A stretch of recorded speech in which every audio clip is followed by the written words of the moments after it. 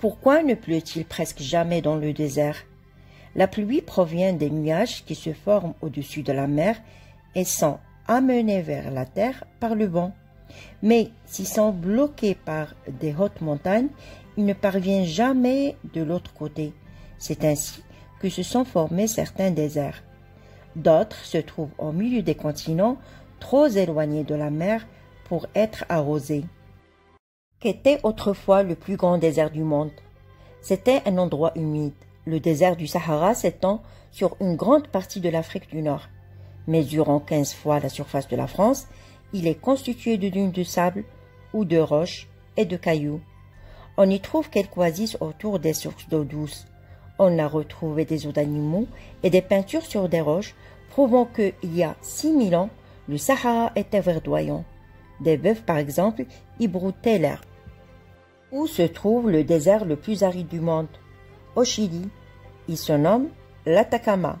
Il est situé tout près de l'océan Pacifique, mais comme les vents d'Amérique du Sud soufflent d'est en ouest, les nuages, donc les pluies, arrivent jusqu'à la forêt amazonienne, mais ne réussissent pas à franchir la cordillère des Andes.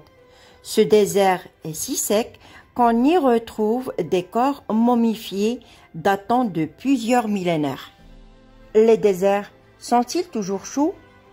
Si on a relevé des températures de 57 degrés Celsius en Libye le jour, il fait toujours froid la nuit car il n'y a aucun nuage pour retenir la chaleur.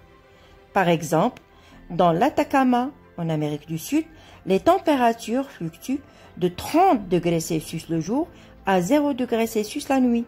Le désert de Gobi, en Asie, est le plus froid.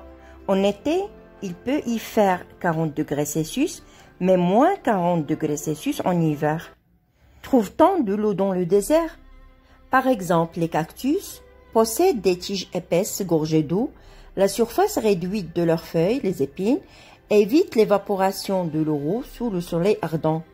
Lorsqu'il pleut, l'eau s'enfonce dans le sol, mais stagne peu profondément. Ainsi, les peuples et les animaux du désert mâchent des plantes ou creusent dans le sable pour y trouver de l'eau.